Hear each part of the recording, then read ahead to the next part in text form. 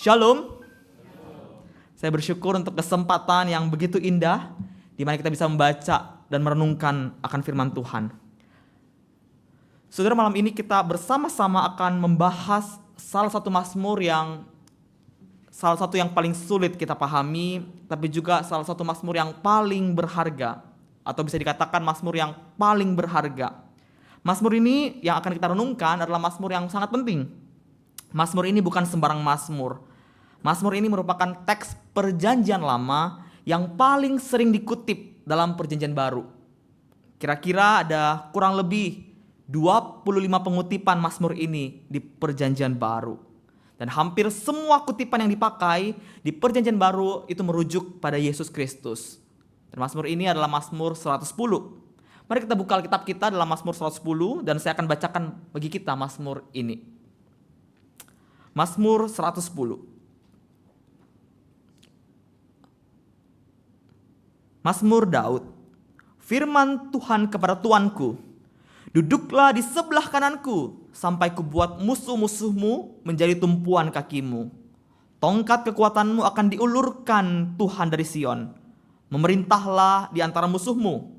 Tentaramu siap sedia untuk maju pada hari pertempuranmu. Berhiaskan kekudusan. Ketika fajar masih dalam kandungan, embun kemudaanmu sudah menjadi milikmu. Tuhan telah bersumpah dan ia tidak akan menyesal.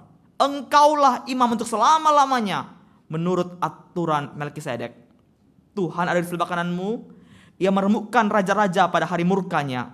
Ia menghukum bangsa-bangsa sehingga mayat-mayat bergelimpangan. Ia meremukkan kepala-kepala di atas bumi yang luas. Dari sungai di tepi jalan ia minum. Oleh sebab itu ia mengangkat kepala. Amin. Saudara, dalam membaca kitab Mazmur, kita itu sulit sekali mengetahui siapa penulis setiap Mazmur yang ada. Meskipun ada superskrip Mazmur Daud, tapi superskrip Mazmur Daud itu tidak selalu berarti ditulis oleh Daud. Superskrip Mazmur Daud itu bisa juga diartikan sebagai diatribusikan kepada Daud, atau ditunjukkan kepada Daud, atau dipersembahkan kepada Daud, atau juga bisa ditulis oleh Daud. Meski demikian, ada superskrip Mazmur Daud, kita tidak bisa yakin ini yang tulis siapa, tapi Mazmur 110 ini unik. Kita bisa dengan yakin mengatakan bahwa Daud yang menulisnya. Kenapa? Karena Yesus sendiri mengatakan demikian. Dalam Matius 22, ketika Yesus bercakap-cakap dengan orang Farisi, Yesus berkata seperti ini. Jika demikian, bagaimanakah Daud oleh pimpinan roh dapat menyebut dia tuannya? Ketika ia berkata, Tuhan telah berfirman kepada Tuanku, duduklah di sebelah kanan kananku sampai musuh-musuhmu kutaruh di bawah kakimu. Yesus sendiri mengatakan bahwa Daudlah yang menulis Mazmur 110. Saudara, apa yang sebenarnya sedang dikatakan Daud ketika dia menulis Mazmur ini? Daud dalam Mazmur ini sedang menyatakan bahwa adanya harapan tentang Mesias. Dia sedang berharap akan ada Mesias. Dan Mesias bagi Daud dalam Mazmur ini adalah imam dan raja, the priestly king. Dan raja ini akan berkuasa di dunia. Daud berbicara tentang raja masa depan, the future king, yang akan muncul dari garis keturunannya. Dan raja itu akan bertahta selama-lamanya. Kita menyebut raja ini sebagai Mesias, tapi Daud menyebut raja ini sebagai tuanku. Daud dengan inspirasi Roh Kudus sepakat mengatakan bahwa Mesias itu bertahta bukan hanya sebagai raja, tapi juga sebagai imam. Dan kalau kita baca di Perjanjian Baru, semua teks Perjanjian Baru sepakat untuk menafsirkan kata Tuhan di sini sebagai Mesias yang adalah Yesus. Mazmur 110 tadi saya katakan ya, paling banyak dikutip di Perjanjian Baru. Tapi Mazmur ini juga Mazmur yang kaya, karena Mazmur ini juga banyak sekali mengutip teks-teks di Perjanjian Lama. Mazmur ini mengutip Kejadian, nubuat Nabi Nathan di 2 Samuel, nubuat Bileam di Kitab Bilangan, dan juga Mazmur-Mazmur lainnya. Jadi Mazmur ini Mazmur yang sangat kaya, Mazmur yang banyak mengutip teks-teks lain di Alkitab. Dan hari ini kita akan melihat Mazmur ini dari ayat per ayat, dan kita juga akan melihat bagaimana penggenapannya dalam Yesus Kristus. Bagaimana kita bisa mengatakan Jesus the Messiah, the priestly king itu. Mari kita memulai di ayat pertama. Di ayat pertama, Daud itu menyatakan firman Tuhan yang disampaikan langsung dari Tuhan itu ya, huruf besar Yahweh kepada Tuanku. Jadi Yahweh berbicara kepada Tuan, Adonai. Tuhan berfirman kepada Tuan dari pemazmur, Tuan dari Daud adalah, duduklah di sebelah kananku sampai kubuat musuh-musuhmu menjadi tumpuan kakimu. Apa artinya?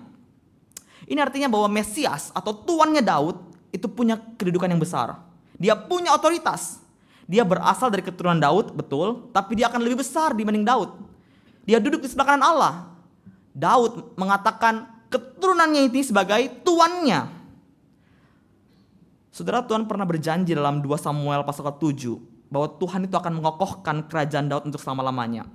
Tuhan berjanji bahwa Tuhan tidak pernah meninggalkan keturunan Daud. Dan di sini Daud menyatakan bahwa keturunannya itu akan duduk di sebelah kanan Allah. Saudara, apa yang terjadi ketika Mesias duduk di sebelah kanan Allah? Allah mengatakan bahwa ketika Mesias duduk di sebelah kanan Allah, bahwa musuh-musuhnya akan kalah. Bahkan dikatakan berada di bawah tumpuan kakinya. Oleh karena Mesias duduk di sebelah kanan Allah, maka Allah akan mengalahkan musuh-musuh Mesias. Saudara, frasa musuh-musuh dan kaki di sini adalah interpretasi Daud dari Kejadian 3 ayat 15. Di Kejadian 3 ayat 15, Tuhan mengatakan bahwa dia akan mengadakan permusuhan antara ular dan perempuan. Perhatikan, ini ada kata sama ya, permusuhan. Di 110 ayat 1 ada kata musuh-musuh. Dan apa yang terjadi ketika Tuhan mengadakan permusuhan antara ular dan perempuan? Dikatakan bahwa keturunan ular akan meremukkan tumit keturunan perempuan. Makanya dikatakan menjadi tumpuan kaki. Dan keturunan perempuan akan meremukkan kepala si jahat. Dari Kejadian 3 sampai 15 ayat 15 sudah ada gambaran mengenai Mesias. Dia akan meremukkan kepala si jahat. Dia akan diremukkan kakinya. Dia akan bermusuhan dengan si jahat itu sendiri. Dan kalau kita minggu lalu melihat ya, minggu lalu kita merenungkan Mazmur 2, kita juga membahas tentang Mesias yang adalah raja. Dan raja itu digambarkan akan meremukkan mereka dengan gada besi, memecahkan mereka seperti tembikar tukang periuk. Jadi raja dari Mazmur 2, dari Kejadian 3, itu sudah digambarkan akan mengalahkan musuh. Mesias yang adalah raja yang diurapi Tuhan sendiri akan mengalahkan musuh-musuhnya. Dan gambaran ini akan lebih jelas lagi di Mazmur 110. Setelah Tuhan mendeklarasikan bahwa keturunan Daud akan duduk di sebelah kanan Tuhan sampai musuh-musuhnya kalah, kita melihat di ayat 2 dan 3 ada respons dari Daud. Di ayat 2 kita akan melihat bagaimana kekuasaan itu diperoleh. Daud berkata di ayat 2 sebagai respons dari perkataan Tuhan. Dia berkata seperti ini, tongkat kekuatanmu akan diulurkan Tuhan dari Sion. Memerintahlah di antara musuhmu. Tongkat kekuatan Mesias akan Tuhan berikan dari Sion. Dan dia mengatakan kepada Mesias, memerintahlah di antara musuhmu. Perkataan Daud di ayat 2 ini bukan sembarangan perkataan. Di sini dia mengutip doa Yakub untuk Yehuda.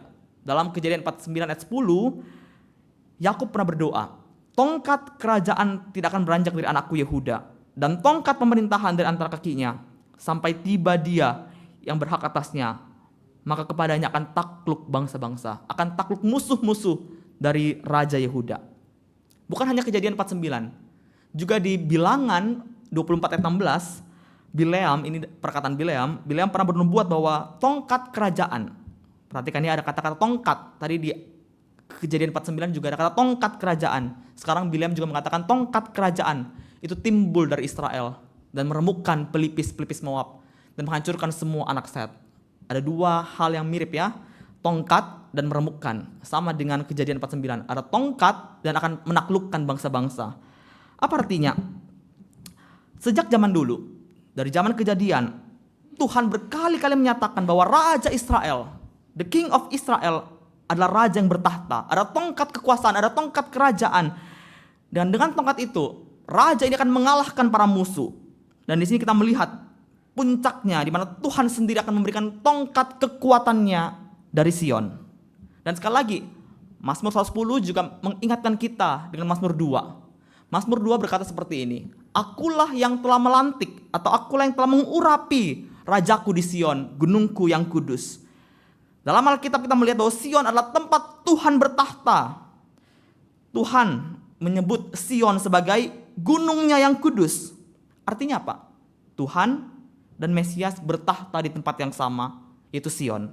Maka tidak heran, tadi di ayat 1 kita melihat bahwa Mesias itu duduk di sebelah kanan Allah, karena mereka sama-sama di Sion. Dan ketika Tuhan memberikan tongkat kekuatan, tongkat kekuasaan, tongkat kerajaan, maka Mesias dikatakan akan memerintah di antara musuh-musuhnya.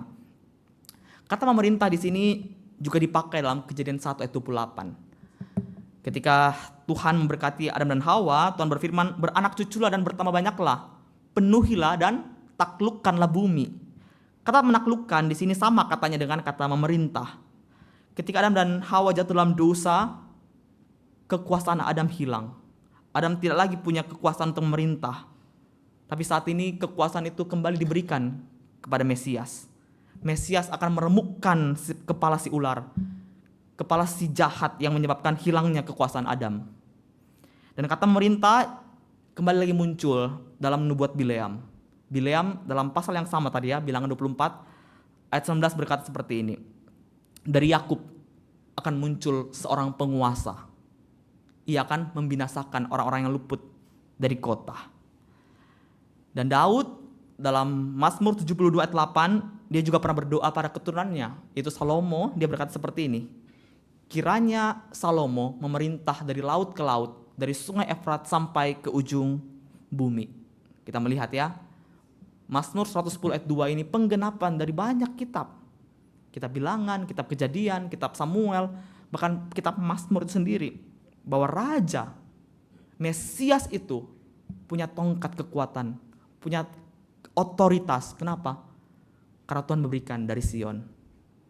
Dan dengan demikian dia bisa mengalahkan para musuh-musuhnya. Sampai di sini izinkan saya meringkas pembahasan kita sejenak. Di ayat 1 kita melihat ada raja yang ditabiskan. Dan di ayat 2 kita melihat bagaimana kekuasaan itu diberikan kepada raja itu. Dan sekarang kita beralih ke ayat 3. Kita melihat bahwa Daud melanjutkan responsnya dengan mengatakan bahwa tentara dari Mesias itu akan dengan rela memberikan diri mereka kepada Mesias pada hari pertempurannya. Dalam bahasa Inggris, ayat 3 itu diterjemahkan seperti ini ya. Your people will offer themselves freely on the day of your power. Kita bisa terjemahkan bahwa umat dari Mesias akan dengan sukarela, tanpa paksaan, memberikan diri mereka untuk raja pada hari pertempuran. Ketika Mesias pergi bertempur, orang-orangnya akan dengan sukarela, tanpa ragu, memberikan diri mereka untuk Mesias, bahkan memberikan nyawa mereka untuk Mesias. Mesias tidak perlu mengadakan wajib militer, tapi semua orang dengan sukacita, dengan freely memberikan nyawanya, memberikan dirinya untuk Mesias.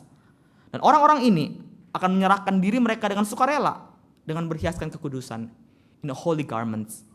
Orang-orang ini akan memancarkan kekudusan dari Sang Mesias. Dan sesudah itu, Daud melanjutkan dengan frasa, ketika fajar masih dalam kandungan, embun kemudaanmu sudah menjadi milikmu. Kata fajar dalam kandungan itu menunjukkan ada kegembiraan dalam matahari terbit. Dan menembus kegelapan, ada harapan. Dan frasa embun kemudaan menunjukkan bahwa embun itu akan memberikan kehidupan bagi tanah dan berikan lagi harapan. Inti dari ayat 3 adalah Daud merayakan bagaimana Mesias akan punya umat, akan punya orang-orang yang rela mempersembahkan dirinya dengan setia pada Mesias. Mesias akan berhias kekudusan, datang seperti fajar dan embun, punya pengharapan. Sekarang kita melihat ayat 4. Di ayat 4, Daud kembali mengutip perkataan langsung Tuhan. Ada tanda petik sana ya, sama dengan ayat 1. Daud berkata, mengutip perkataan Tuhan. Tuhan telah bersumpah dan ia tidak akan menyesal. Saudara, kalau kita melihat dalam Alkitab kita akan menemukan beberapa kali Tuhan itu pernah bersumpah. Misalnya di Kejadian 15, Tuhan bersumpah dengan Abraham ketika dia melewati binatang yang dibelah oleh Abraham. Juga dalam Kejadian 22 ayat 16, Tuhan pernah bersumpah demi dirinya sendiri. Dan ketika dalam Mazmur 110 dikatakan Tuhan bersumpah sekali lagi. Ini artinya bahwa Tuhan mengikat perjanjian dengan Mesias. Dan perjanjian dengan Mesias juga terikat dengan perjanjian Tuhan kepada Abraham, di mana Tuhan tidak pernah berubah pikiran. Dalam 2 Samuel pasal 7 ayat 12-13 yang tadi saya kutip di awal, Nabi Nathan pernah berkata pada Daud bahwa Tuhan akan membangkitkan keturunannya dan Tuhan akan mengokohkan tahta kerajaan Daud untuk selama-lamanya.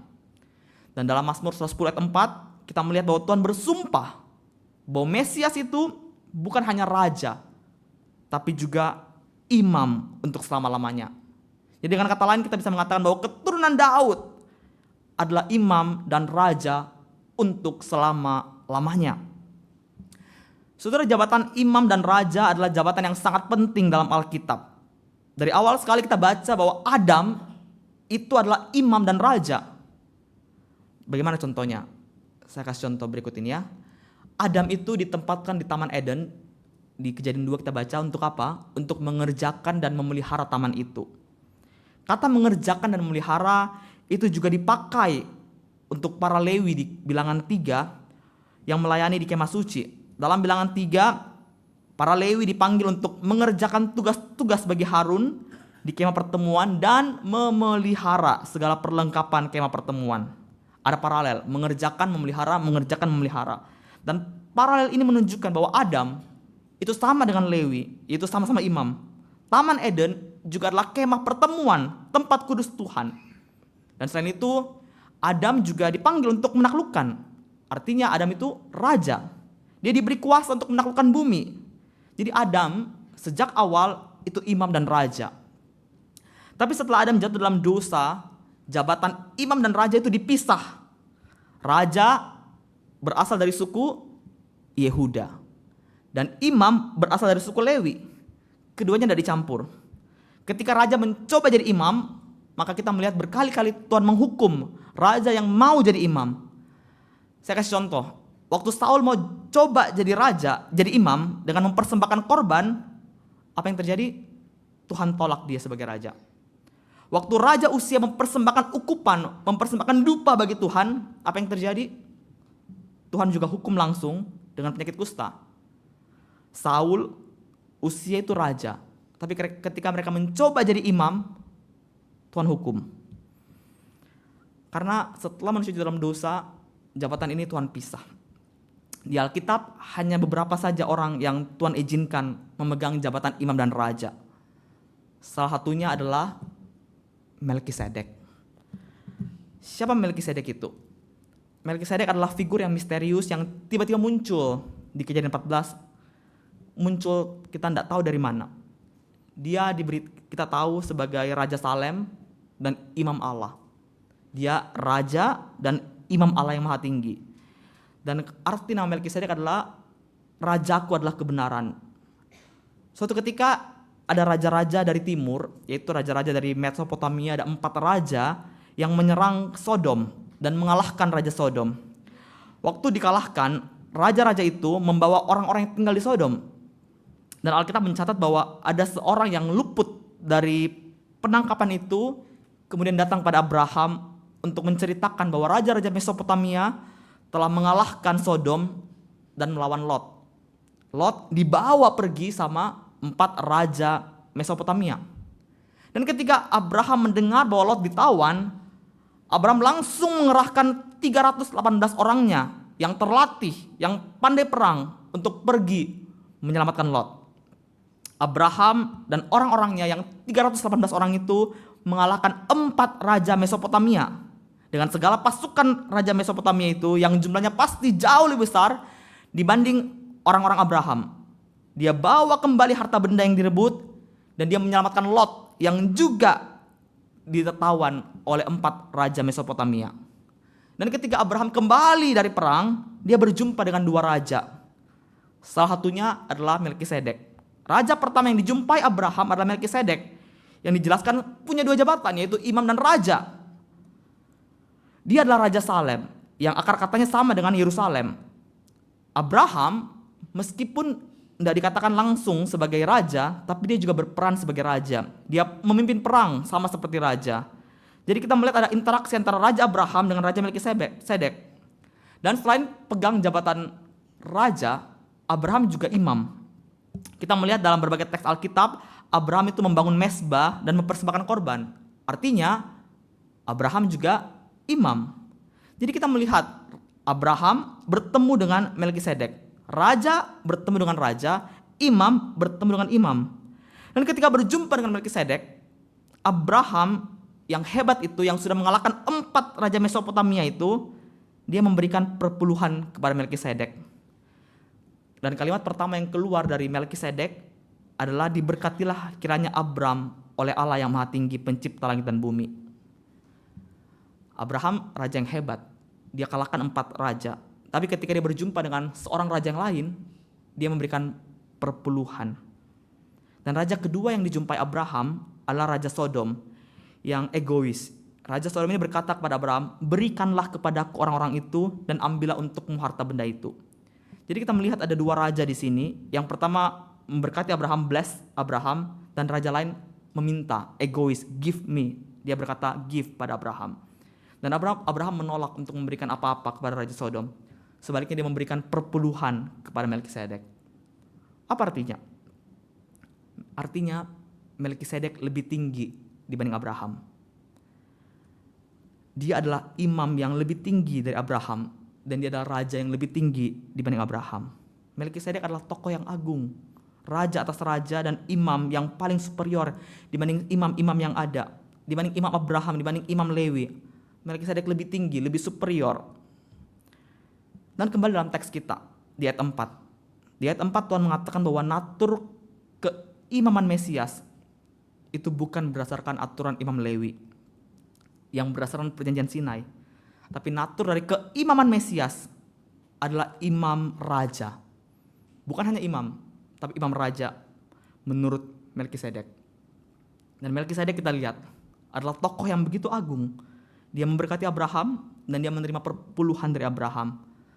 Dan raja atau Mesias yang berkuasa nanti adalah raja dan imam menurut aturan Melkisedek. Sekarang kita lihat di ayat 5. Ada komentar Daud dari Melkisedek ini.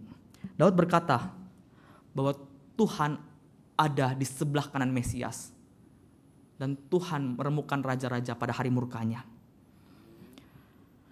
Saudara, beberapa penafsir mengatakan bahwa Mazmur ini punya unsur kiasmus, di mana ayat 5 itu berkorespondensi dengan ayat 3, ayat 6 dengan ayat 2, lalu ayat 7 dengan 1, sehingga pusatnya adalah ayat 4. Ayat 5 saya katakan tadi berkorespondensi dengan ayat 3.